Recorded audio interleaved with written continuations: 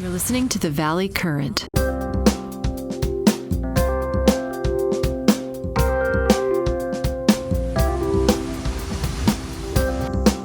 Chuck. Hey, Len. You've managed at a very significant age to stay autonomous in a very, very clear way, and you have a schedule and you take care of yourself and you've done everything. I assume you've probably gotten your vaccine as well, have you? No. Are you going to skip that? Probably not until the end of this year. And why is that? Why are you going down that direction? Because there is a greater risk for me to get the vaccine in some public setting than it is to be isolated in my home with only extremely rare contacts with another human being.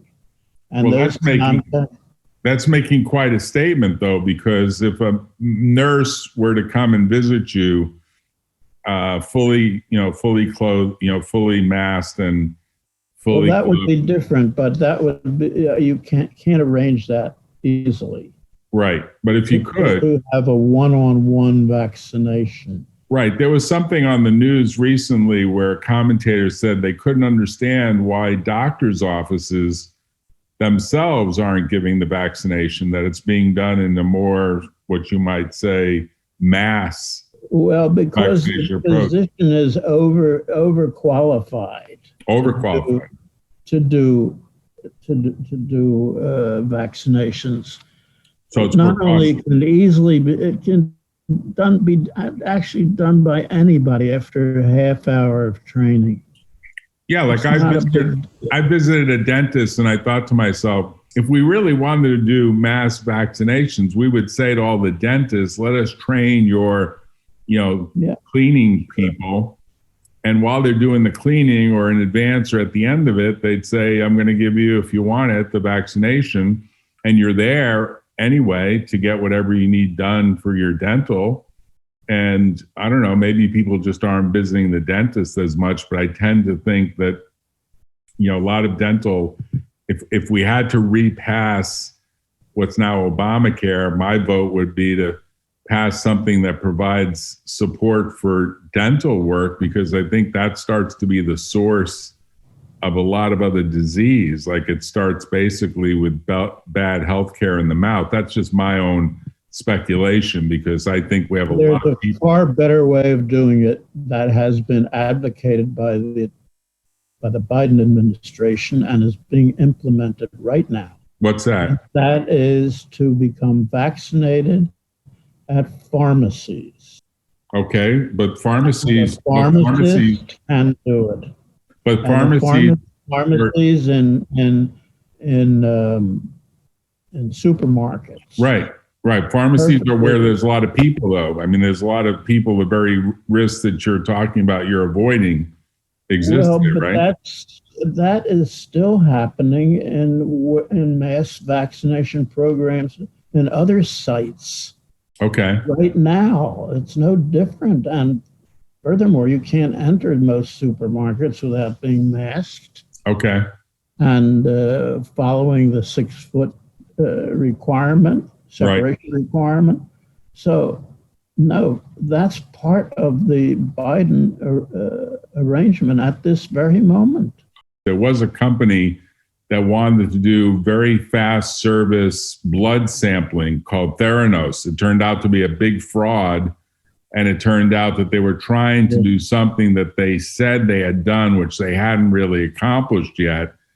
And, they had a vision for this device that would be like the size of a personal computer, a desktop personal computer, that would actually automate the way in which there was instant results, a little bit like a speck of blood. And that was phony. That was all phony. Right, but the idea conceptually of getting people to get the data that fast and that convenient of a way. They actually created a partnership with Walgreens or one of the big chains, and they built these little booths. And some of these booths still exist. So think about what could have been a marvelous transition for them. Yeah, right but that into, was all phony. It never could work. right, but I'm saying that the idea of actually, Well, I got a better idea that doesn't work, and Okay. that is to do the blood test yourself. right, And you don't need any machinery. You just use a piece of paper to put on the blood, right. one drop, and you read out your entire blood chemistry on that piece of paper. Well, that's nonsense too. Oh, But it's okay. far better than the one that was faked. Right. This You're is saying fake you're, too. you're saying we haven't gotten to the point where, like, the pregnancy test seems to work with urine. Yes, right? because you're looking for one or two biological compounds. Right. But a blood test, as you know, if you've ever seen the results of your blood test, has 25 to 50 different measurements on it. Right. But And let's invent the future here, because Amazon is saying they're going to deliver items with drones. How about you take a blood sample, your own blood sample, you put it in a vial, and then a drone picks it up and takes it to the blood analysis center. And by the end of the day, you've got your analysis. No fuss, no muss, right out of your house, right? No contact, just a drone. But all of these things are so unlikely. The point is that the company that you described that was fraudulent, Yeah, is they're fraudulent. And so there's no point in even discussing it any further, because it's just a fraud. Well, you know what it is, Lennon, the trial, if it goes forward, which is in San Jose and it's set for this summer, maybe it'll get pushed back because maybe they can't get jurors. It's a criminal case. The government's got to prove the fraud at a very high level beyond reasonable doubt. And their defense is, their defense at a very high level is, when you're inventing the future and you're a visionary, you make very bold claims, and that motivates the engineers to get the work done, even though you're kind of like hiding, oh, we haven't quite gotten there yet. Like Zoom, they got there. They got there with this video stuff. But for years, I think people have been proclaiming a vision of automated video phone calls, and they've been choppy or non-existent. And the vision's been there for a while. The execution takes a while to get there. But once people get on the path, I mean, there's no doubt in my mind that someone is going to get this blood sampling issue of how you actually get it done without spending a fortune. Someone's going to break the code on this somehow. Maybe it's the drone delivery, maybe it's something else, because the business model currently is very, very broken, of the way you have to go into a hospital or a healthcare center and make an appointment and wait in a waiting room and, go through this drill. It seems to me it's very expensive and very broken, and there should be a better way of doing it.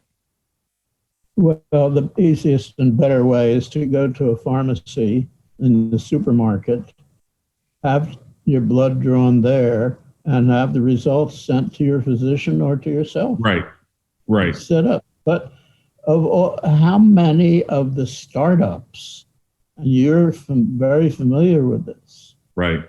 Startups fail. What percentage fail? With it's over 90. It's over 90. It's over 95% if you really. Well, so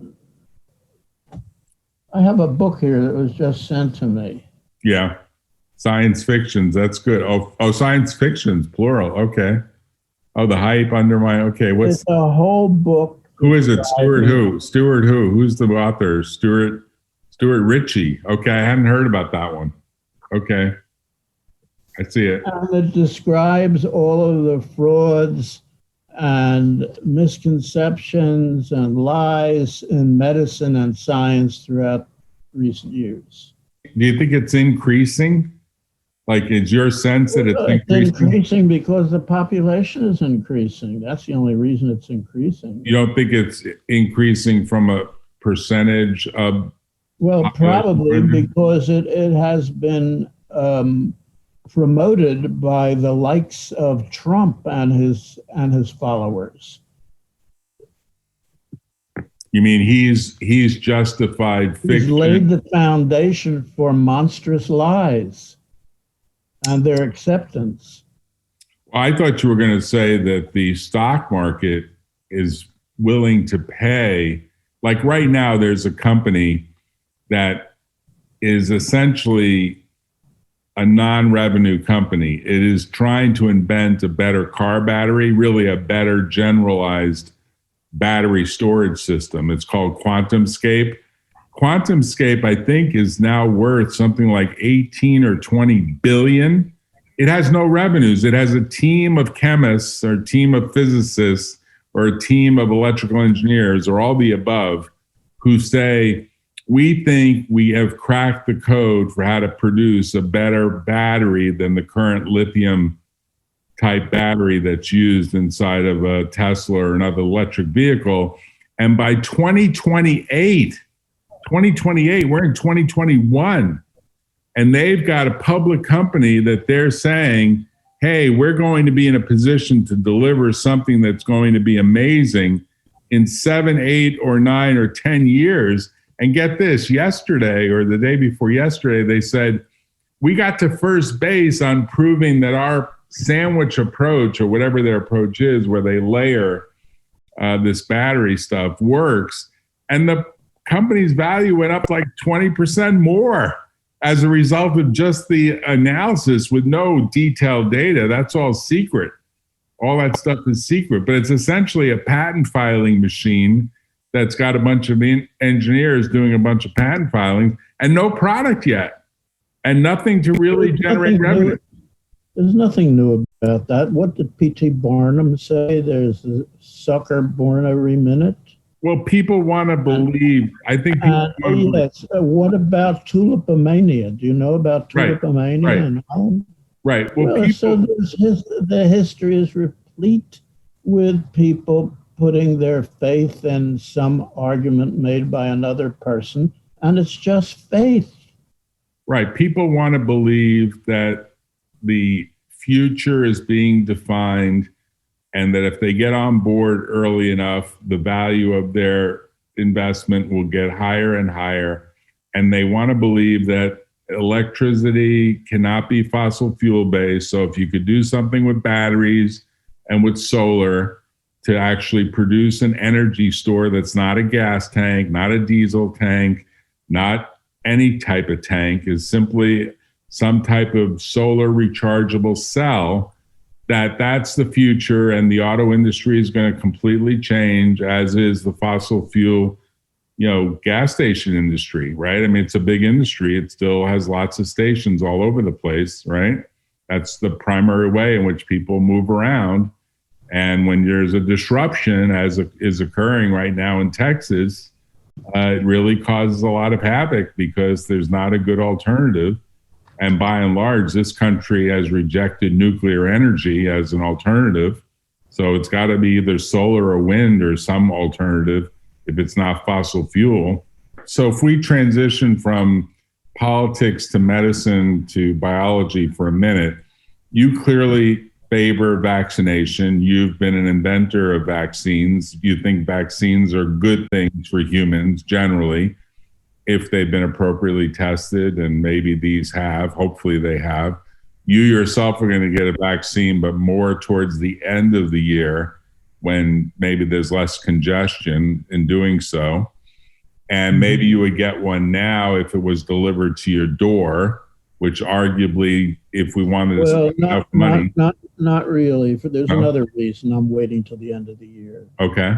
And that is, even before the emergence of the present mutations that have received affirmative attention, I told you that it was inevitable that the coronavirus 19 would mutate like hell. Right.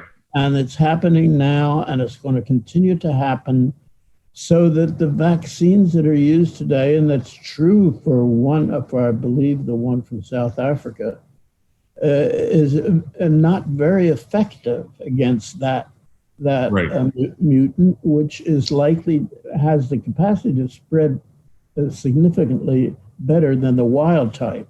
Right. So by the end of this year, there will be new mutations occurring, and the vaccine, even today, are being modified to include the mutations that are currently known, so that we will have a what's called a bivalent or a trivalent vaccine, like we have for polio. Currently, we have a trivalent vaccine. Okay. That means 3 different antigens in one shot. Right. And that's likely to happen by the end of this year. And people will have to return to get revaccinated. Well, right. I'm in a situation where I can afford to wait without any risk. So you'd rather wait for the new and improved, upgraded super vaccine. And there is no compulsion to be vaccinated immediately, although I could probably be vaccinated. You're not getting on a plane. You're not interacting with other people. Exactly. I'm alone in my home. My nearest neighbor is 50 to about closer to 100 yards away. The only time I ever interact with other people is when I grocery shop once every month now.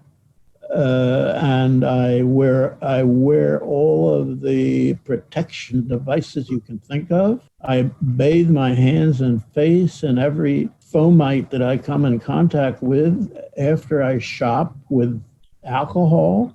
So, and then I UV irradiate my gloves, my masks upon my return. And then I can turn the UV radiation onto the room itself if I feel the need.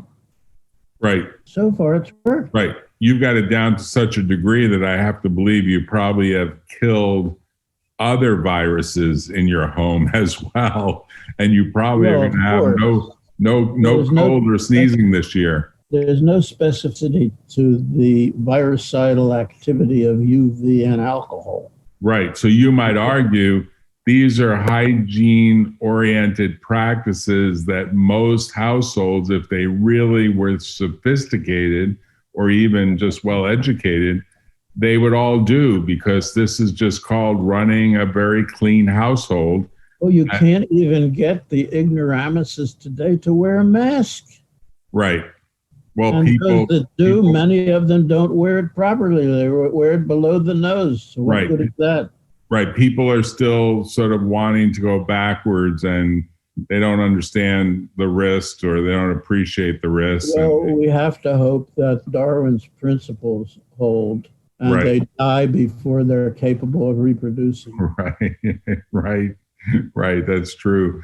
And oddly enough, I do think that we probably will see certain states, maybe including Florida, have much higher what I call post-vaccine, post-insurrection rates of cases because of things like the Super Bowl and the number of people that partied after the Super Bowl in downtown Tampa. I wasn't there, but I saw it on TV.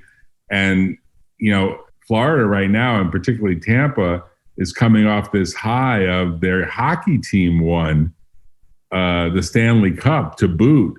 So they had a party for that too. So if we're going to see this sort of notion of super spreader events, we probably should, within the next few weeks, see a lot of cases here in Tampa that play themselves out from those sports teams having won and people partying about it here in this metropolitan area. That's what I would imagine we'll probably see. Now, I assume those statistics will be broadcast, up and down and sideways if it turns out to be the case. If it doesn't turn out, you have a governor who doesn't believe in the germ theory. Right. So, fortunately, you have the capacity to leave quickly and return to California. There you go. But I'm curious about one thing. If you see Biden making a success out of this vaccine distribution, is that going to be the biggest thing that he accomplishes here in terms of success that probably Trump would have botched, or Pence would have botched? That when all is said and done, we've got to get the vaccine distribute it as fast and as effectively as we can. And a lot of people are saying it ain't going to happen probably for 6 to 9 months. That is, we're going to be still, trying to chase down people for quite a while. Is that the biggest? The Biden administration has not argued that we will succeed in eliminating this pandemic from this country much before the end of this year. He hasn't made an outrageous promise like Trump did. Right, but is it true when you look at it from a biology point of view that if a third of the folks out there just say, I don't want to be vaccinated, not you because you're a special case, you're holed up in a way that doesn't create risk for anyone. But if a third of the people that are out there in the real world say, look, I just don't want to do it, I'm not going to do it, I don't believe in it, and I'm not going to do it, do you think that the risks for everyone else increase or just for that remaining third? You'd say the people that are back, because I would assume that the result of having a transmittable set of folks on the planet mean the variations will accelerate around those transmissions. That is, you've not quelled anything, right? Is that too basic? Is my assumption basic? Other than those people who do not get vaccinated for lack of the opportunity to do so, or the funds that their government has not applied to get that done, and that probably is going to be millions of people who just for political reasons in their leadership of their country has failed to provide them with vaccines. Other than that group, and that's a large group, right? The remaining people who refuse to take the vaccine and have the opportunity to do so, we can only expect them to contract the disease ultimately and die. Okay. Or become incapacitated. So you're saying basic Darwinistic principles are going to prove out. They deserve that. They deserve it. What about, and we have examples of that today with people refusing to take the polio vaccine.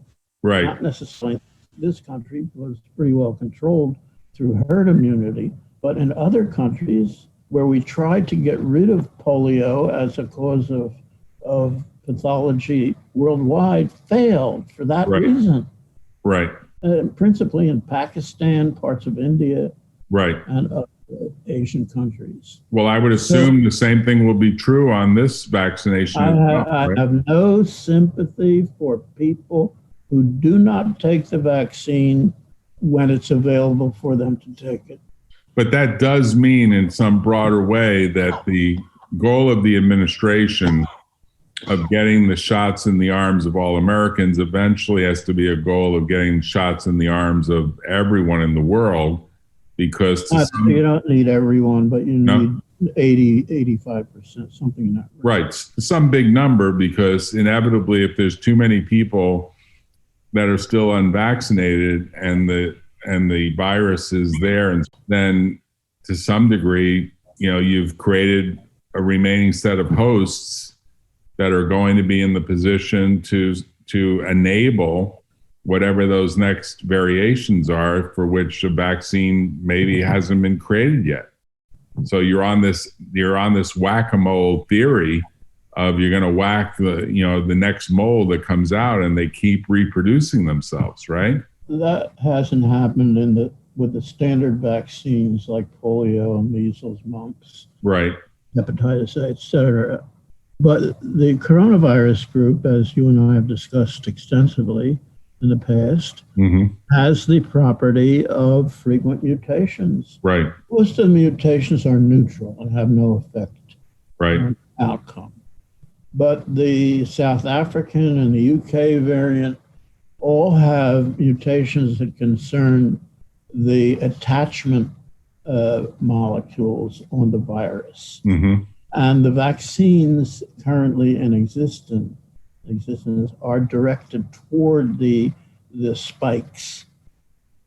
And once the mutations change some of the sequences, RNA sequences in that spike, or protein amino acids in that spike, then you have more difficulty, because that's where the specificity exists. And that's why I'm hesitant. One of the reasons I explained just a few minutes ago why I'm willing to wait till the end of this year. Right.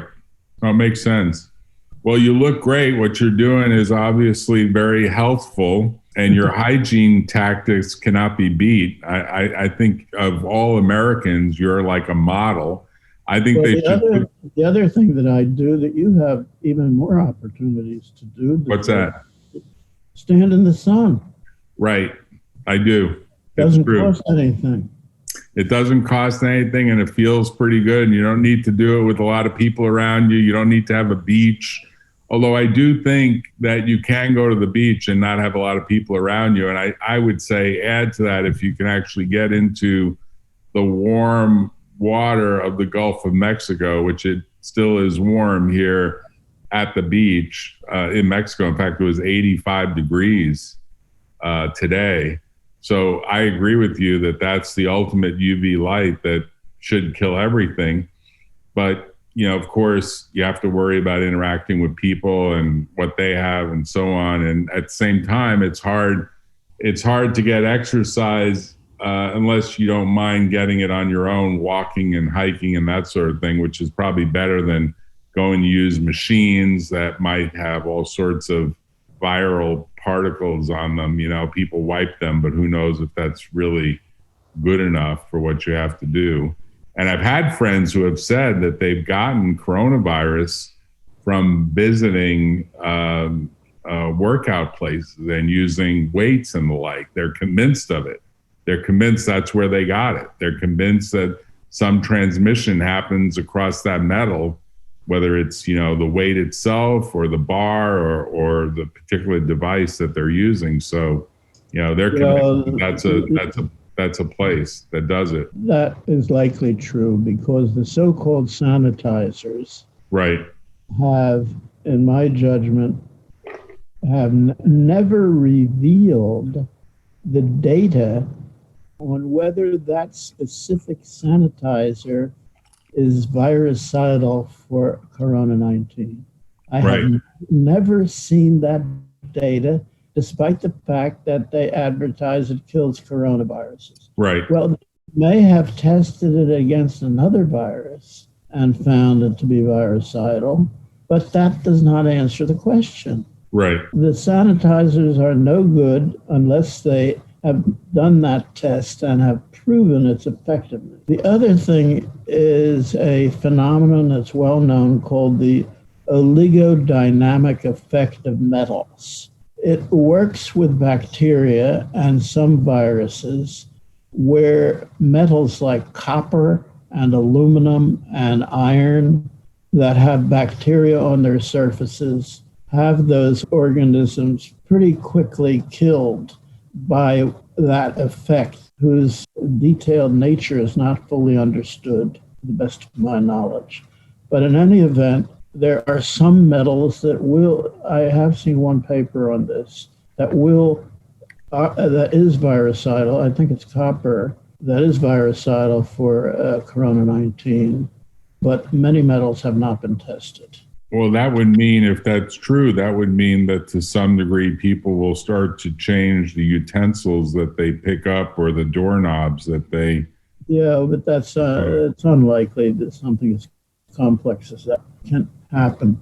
The use of 70% alcohol, or hopefully greater concentration, is the most effective and cheapest and least dangerous substance to use on fomites, which those surfaces are called. But do you think that something like copper will take on a new significance in our daily life because of some view that it has these? Well, I doubt it, because that work has to be confirmed, first of all, by some independent labs, and secondly, copper was very recently quite expensive.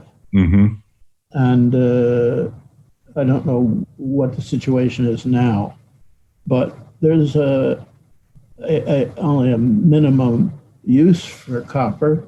First of all, because it's an excellent conductor of electricity, which in some cases is important, of course, the wire, for example, but for other uses, it could be dangerous if it became very cheap.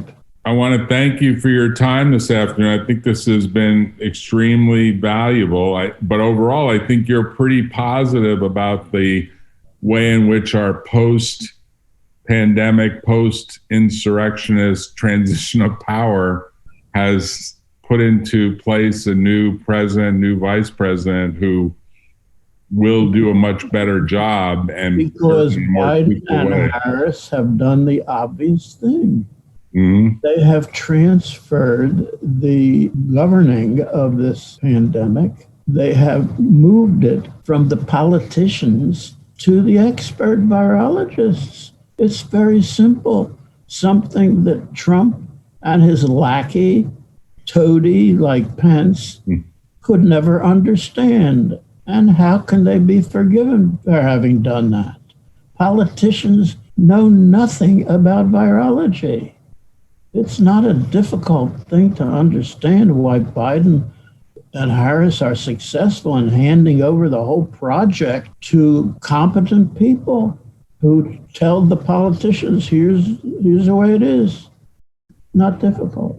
Well, I think there will be lots written about this post-pandemic, post-insurrection new United States in these, what I call the roaring 2020s, which, but for the pandemic, who knows where we'd be. It seems like we've taken a year off, almost like a sabbatical. Everyone did work, but in a very different way. And I wonder and hope that the recovery really happens in a way that doesn't destroy a lot of small businesses, because I can tell you right now, even here in Florida, where they had very, very loose approaches, lots of restaurants went out of businesses and lots of small players said, we can't operate with these conditions that only 25% of the room can be filled. We have to have 70, 80% to keep the staff on board. So lots of layoffs, lots of disruption. Whether those people can be retrained and transition to something else, we'll see. But in other states where there are tougher regulations, including California, I think there's been a lot of closure of small businesses. Now, I don't know what that means. Maybe it means more McDonald's and more Starbucks and more national brands, and all the small coffee shops no longer are able to be in business, or maybe something new comes out of it. So we'll see what plays out. You predicted a long time ago, you said, well, if the virus doesn't kill us, the economic effect of it may well, because if it throws people into poverty and they can't eat, or they can't, find shelter within their price range, well, that causes a different disruption. And it's happening right now. It's happening right now. Anyway, thanks for your time, Len. I appreciate it. We'll go forward again. Talk to you later. Take care. Bye-bye. Stay well. You too.